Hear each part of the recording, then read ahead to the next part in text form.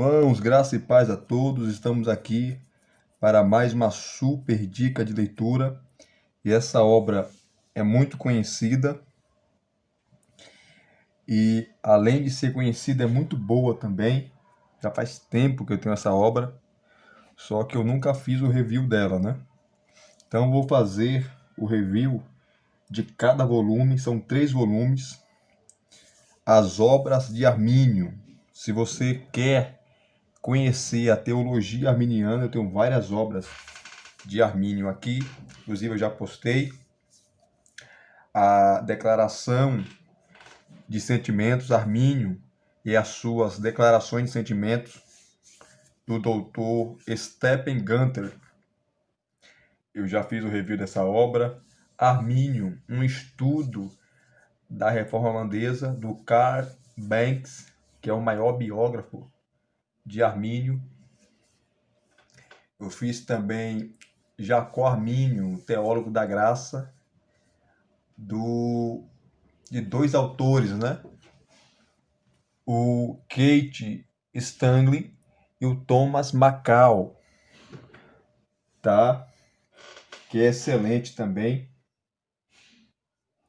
E agora, as obras de Armínio. Esse é o volume 1.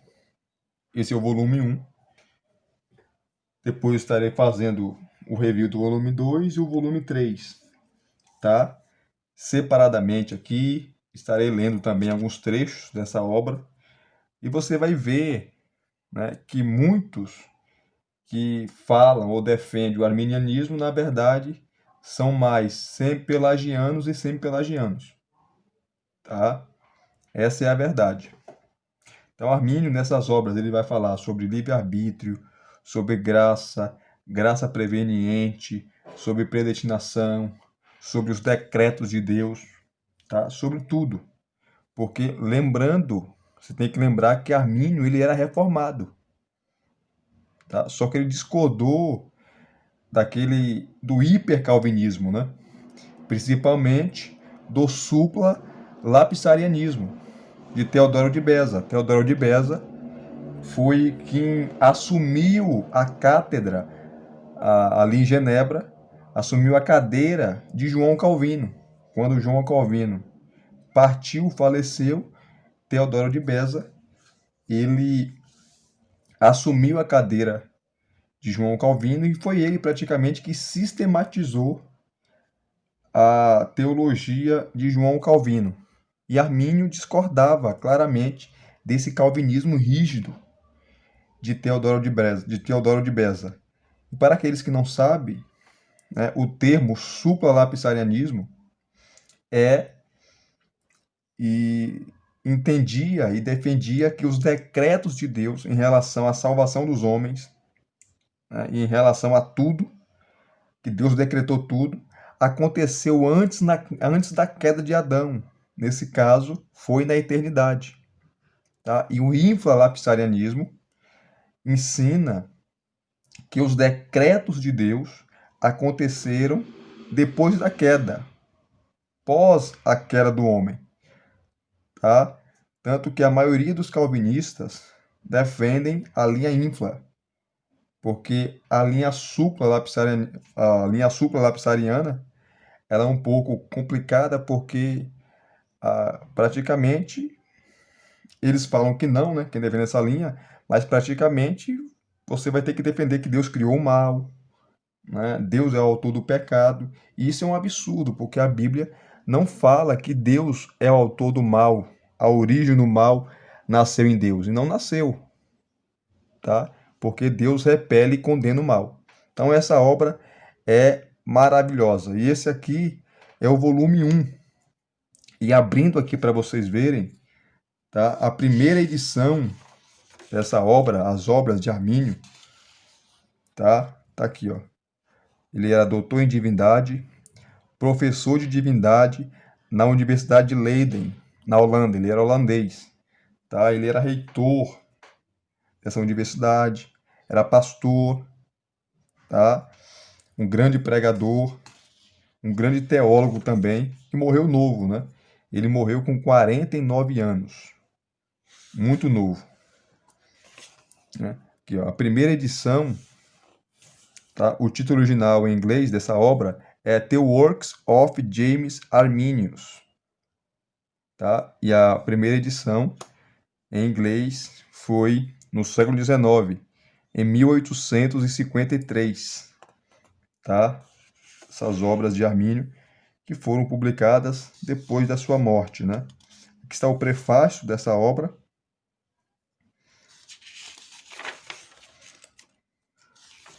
E aqui está o sumário, né? O sumário é um pouco grande, eu não vou ler tudo, só algumas coisas aqui, porque se for ler todo o sumário vai ser muita coisa, o vídeo vai ficar muito longo. E eu não quero cansá-los, ok? Aqui está o sumário. Começa aqui com o prefácio. É uma breve biografia sobre Jacó Armínio, tá? E aqui começa, né?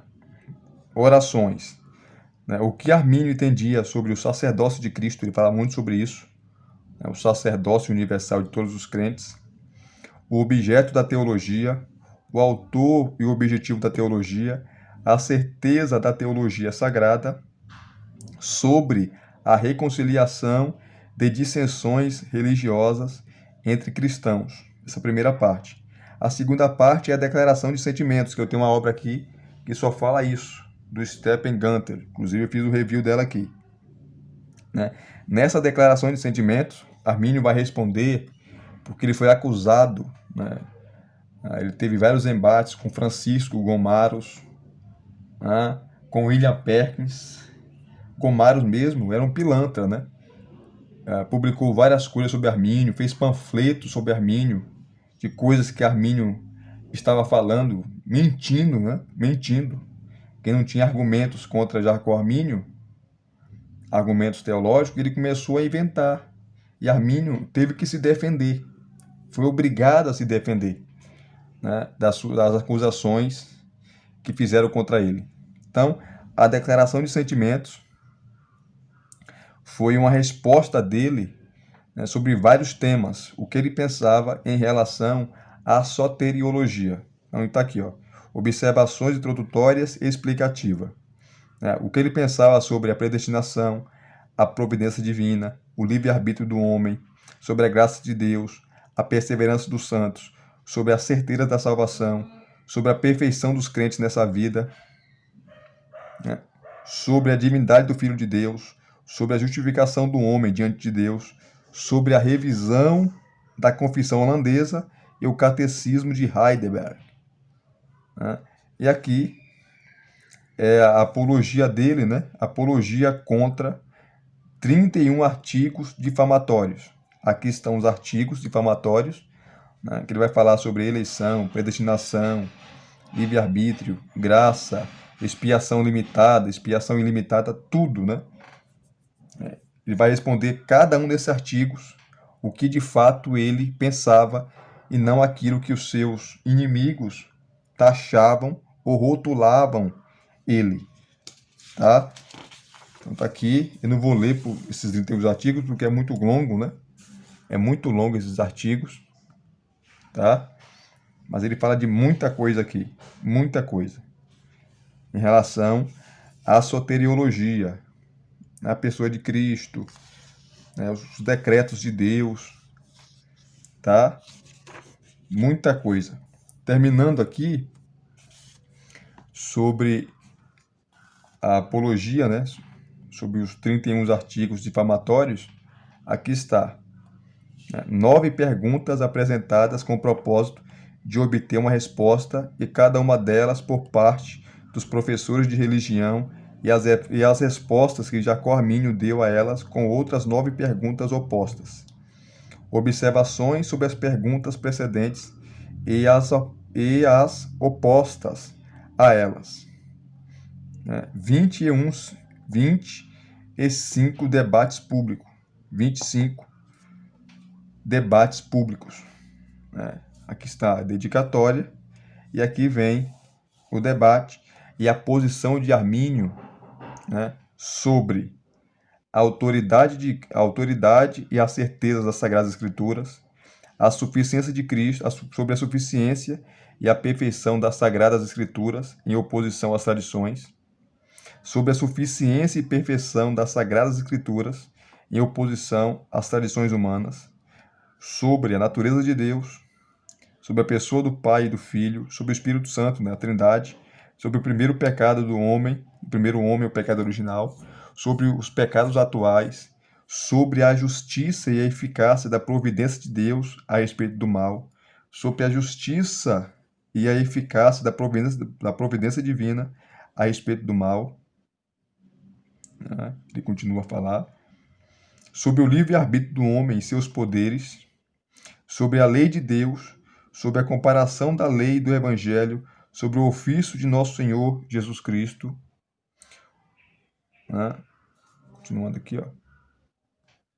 Sobre a comparação da lei e do Evangelho, sobre o ofício de nosso Senhor Jesus Cristo, sobre a predestinação divina, sobre a vocação dos homens para a salvação, sobre o arrependimento. Aqui continuando. Né? Sobre a igreja e sua cabeça, sobre a justificação do homem diante de Deus, sobre a liberdade cristã, sobre o pontífice romano, o Papa, né?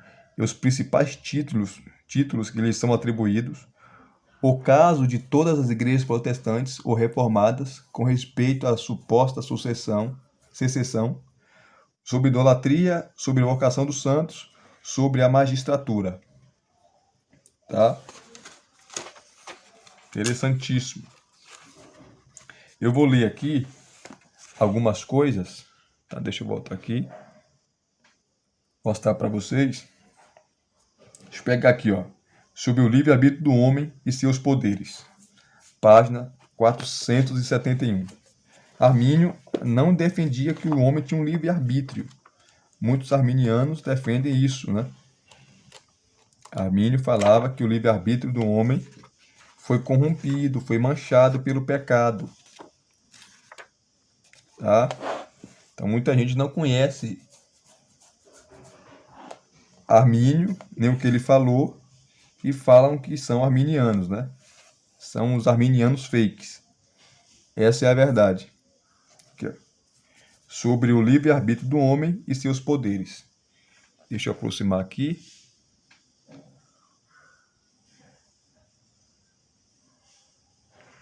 Pronto. Para vocês acompanharem a leitura aí. Aqui está o replicante, Paul Leonards, e Armínio vai responder. Aqui, ó.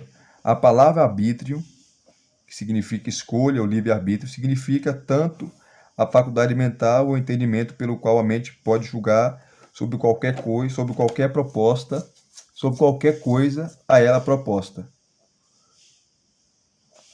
quanto o julgamento propriamente dito, formado pela mente de acordo com aquela faculdade. Ela é transferida da mente para o arbítrio pela conexão muito próxima que existe entre eles. A liberdade, quando atribuída ao arbítrio, é certamente uma afeição do arbítrio, embora tenha raízes na compreensão e na razão. Considerando de modo geral, ela é diversa. Primeiro, é uma liberdade do controle ou jurisdição de alguém que comanda e da obrigação de prestar obediência. Segundo, da inspeção, cuidado e governo de um superior. Terceiro, também é uma liberdade da necessidade que venha de um motivador externo, quer de uma natureza interior, que determine absolutamente alguma coisa. Quarto, é uma liberdade do pecado e seu domínio. Quinto, é uma liberdade da miséria.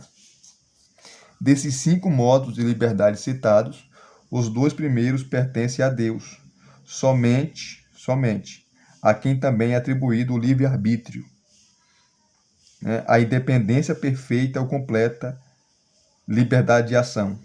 Porém, os 3 modos de liberdade restantes podem pertencer ao homem, ou melhor, em certo aspecto, eles pertencem a ele. E, de fato, o primeiro deles, a saber, a liberdade da necessidade, sempre se refere a ele, porque existe naturalmente no arbítrio como seu próprio, de modo que não pode haver qualquer vontade se não for livre. A liberdade da miséria que pertence ao homem quando havia sido recentemente criado e ainda não havia caído em pecado, novamente irá pertencer a ele quando for transladado, né, em corpo e alma na bem-aventurança celestial. Mas sobre esses dois modos, liberdade da necessidade e da miséria, também não apresentamos uma contestação. Cabe a nós, portanto, discutir aquele modo que é a liberdade do pecado e de seu domínio, e qual é a principal controvérsia nos dias atuais. Aí ele vai tratando, né, sobre o livre-arbítrio, que é muita coisa. Deixa eu correr aqui. Aqui no parágrafo 5º, olha o que o Arminio vai falar. No estado da inocência primitiva, o homem possuía uma mente dotada de um claro entendimento da luz divina e da verdade sobre Deus, né, e suas obras e seus desejos, tanto quanto fosse necessário para a salvação do homem e a glória de Deus.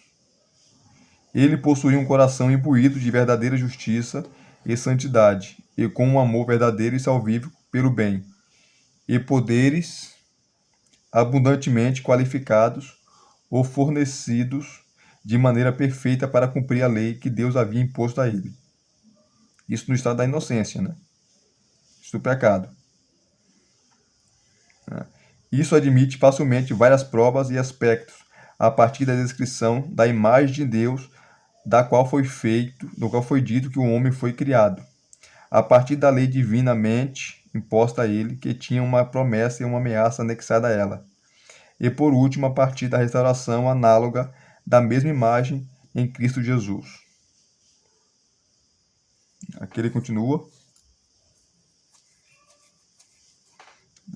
O 6º aqui, escorri aqui, ó, o 7º artigo, né? Que ele vai discorrendo sobre o arbítrio do homem. Nesse estado, né, o livre-arbítrio do homem para o que é bom não somente está ferido, aleijado, enfermo, distorcido e enfraquecido. Ele também está aprisionado, destruído e perdido. Que estado? O estado do pecado. Um homem em estado de pecado, ele não pode escolher, ele não pode ir até Deus sozinho, ele não pode fazer nenhum bem espiritual para se auto-beneficiar. Então, essa ideia que Arminio defendia o livre-arbítrio, tá? É enganoso. O livre-arbítrio do homem era restaurado depois que ele era regenerado por Deus. Essa era a posição dele. Mas antes, tá? No estado de pecado, nesse estado que ele fala, o estado de pecado, o livre-arbítrio do homem, para o que é bom, não somente está ferido, aleijado, enfermo, distorcido e enfraquecido, ele também está aprisionado, destruído e perdido. E seus poderes não estão somente debilitados e são inúteis, a menos que seja assistido pela graça, a graça de Deus. Tá? Mas está totalmente privado de poder, exceto aqueles poderes dados pela graça divina. Pois Cristo disse, sem mim nada podeis fazer. Agostinho, após ser diligentemente meditado sobre cada uma das palavras dessa passagem, nos fala, Cristo não diz, sem mim podeis fazer muito pouco, muito menos diz, sem mim não podeis fazer coisas árduas, nem sem mim só podeis fazer as coisas com dificuldade. Mas ele diz, sem mim nada podeis fazer. Né? Aí ele vai continuando. Ele também não diz, sem mim não podereis completar coisa alguma, mas diz, sem mim nada podeis fazer. Para que isso possa ser cada vez mais manifesto, vamos considerar separadamente a mente, as afeições ou a vontade e a capacidade como contradições, bem como a própria vida de um homem não regenerado. A mente do homem, em seu estado, que estado? Natural, né? Pecaminoso, é escura, destituída do conhecimento salvífico de Deus e, de acordo com o apóstolo Paulo, incapaz de alcançar as coisas que pertencem ao Espírito de Deus. Está escrito que o homem natural não compreende as coisas do Espírito, né? Nesta passagem, o homem é chamado de natural, não por causa de seu corpo animal, mas a partir do termo ânima, da alma em si, que é a parte mais nobre sobre o homem, né? Mais nobre do homem, mais fortemente entenebrecida por nuvens de ignorância, tendo sido chamada pelos epítetos vã e insensata. E os próprios homens, tendo suas mentes obscurecidas, são chamados de loucos, ou tolos, e até mesmo de trevas. Isso é verdade, não apenas quando a partir da verdade, da lei que foi em certa medida escrita na mente. Ele está se preparando para formar conclusões pelo entendimento, mas também quando, por simples apreensão, receberia a verdade do Evangelho externamente oferecido a ele. Tá? E aí ele vai falando tem muita coisa aqui sobre o livre-arbítrio. Tá? Que o livre-arbítrio do homem, ele só é regenerado, tá? A partir do momento que ele tem o encontro com Cristo. Mas antes disso, o seu livre-arbítrio está doente, está aleijado, está enfraquecido, conforme ele fala aqui. Né? Outras coisas aqui que Armínio fala, tá? Deixa eu correr aqui.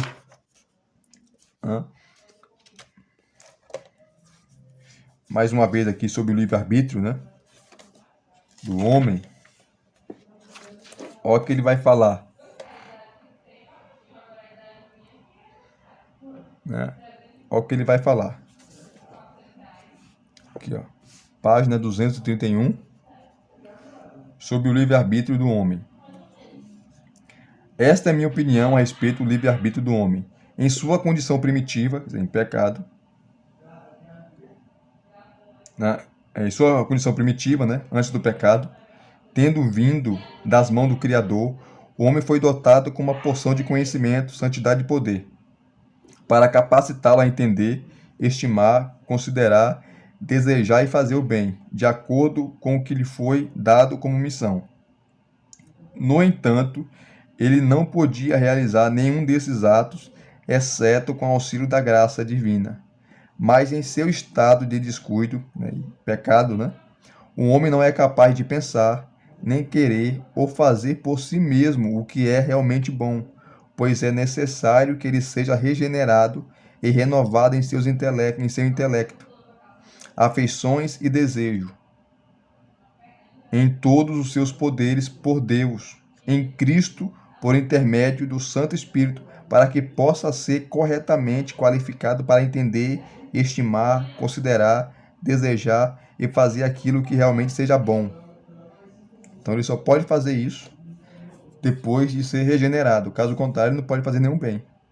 Quando ele é feito participante dessa regeneração ou renovação, considero que, estando liberto do pecado, ele é capaz de pensar, de querer e fazer aquilo que é bom, mas ainda não sem a ajuda continuada da graça divina.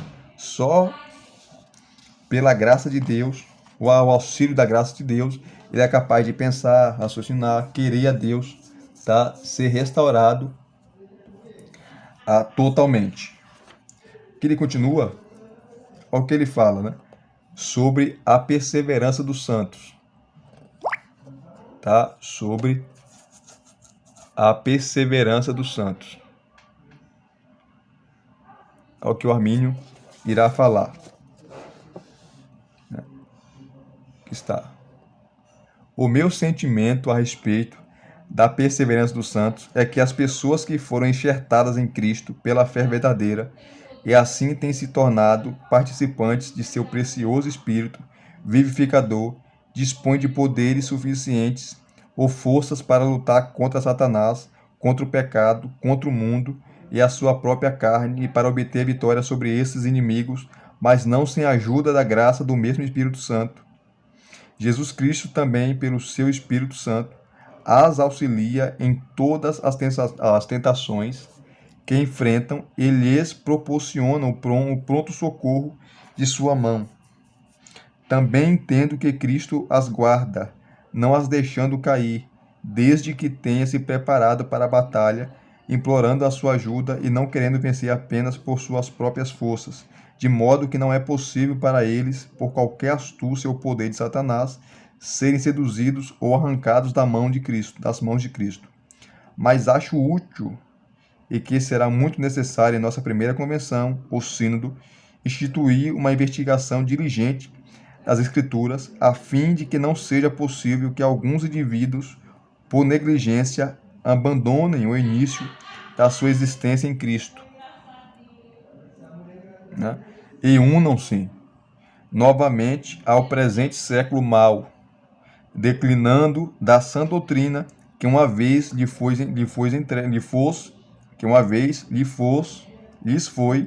entregue, e que percam a boa consciência, fazendo com que a graça divina seja ineficaz em suas vidas. Então, Armínio, ele teve cuidado, né, com alguns textos que falam sobre ter cuidado, aquele que está em pé, cuidado para não cair, mas ele não defendia assim a perca de salvação, não. Tá? Armínio, sobre isso, ele ensinou 3 pontos. Né? Os crentes, os eleitos e os réprobos. Os crentes são aqueles que recebem a palavra de Deus, que até se convertem, mas não permanecem. Ele cita como exemplo a parábola lá de Mateus capítulo 13, do semeador. Gente que recebe a palavra e depois larga, né? Não permanece na fé. E alguns não voltam mais. Primeira categoria. A segunda categoria são dos eleitos, que são aqueles que jamais perderão a salvação. Né? Não tem como perder a salvação. Estão nas mãos de Cristo e não pode perder a salvação, e ninguém pode arrancar essas pessoas das mãos de Cristo. E o terceiro grupo, são os réprobos, que são aqueles que nunca irão se salvar, que sempre rejeitou e sempre rejeitarão o convite da graça. Tá? Esses jamais irão se salvar, e Deus sabe. Esses são os réprobos, aqueles que sempre vão negar, aqueles que sempre vão ultrajar, aqueles que sempre vão jogar pedra da cruz, vão cuspir no sangue da aliança. Tá? Esses jamais serão salvos. Essa era a perspectiva de Armínio, né? Aqui está, mais uma vez, ele falando sobre a certeza da salvação. Né? Ele fala assim: no que diz respeito à certeza ou garantia da salvação, a minha opinião é que é possível que aquele que crê em Jesus Cristo tenha certeza e esteja convencido, se o seu coração não condenar, de que ele está agora na realidade da certeza de que é um filho de Deus, está na graça de Jesus Cristo. Tal certeza é formada na mente, bem como pela ação do Espírito Santo, atuando em seu interior, e pelos frutos da fé, a partir de sua própria consciência e do testemunho do Espírito de Deus com a sua consciência. Eu também acredito que é possível que uma pessoa com certeza e confiança na graça de Deus e na misericórdia de Cristo parta desta vida e compareça perante o trono da graça sem qualquer medo, ansioso ou pavor terrível. Contudo, penso que esta pessoa deva orar constantemente. Mais uma vez, que maior é Deus do que o nosso coração e conhece todas as coisas, sabendo que um homem não é o seu próprio juiz, sim, conscientes de que o homem não sabe de nada por si mesmo, mas nem por isso seja justificado, mas quem julga é o Senhor. Né? Não me atrevo, neste caso, a colocar essa garantia ou certeza em igualdade com aquela pela qual sabemos que há um só Deus e que Cristo é o Salvador do mundo. No entanto, será adequado fazer da medida dos limites dessa garantia um objeto de investigação em nossa convenção, onde ele esclarecer mais sobre esses pontos, né?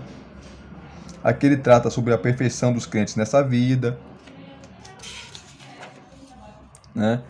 Sobre a divindade do Filho de Deus, Cristo. Tá? Então, muita coisa aqui que Armínio fala, né? Muita coisa que ele fala. Aqui é a resposta dele, né? Deixa eu mostrar para vocês aqui. Cadê? Aqui sobre a predestinação. Ele condena, como eu falei para vocês, o supralapsarianismo, tá? E assim sucessivamente. É muita coisa aqui que Armínio fala, né? Só li algumas coisas aqui dessa obra para você sentir o peso dessa obra.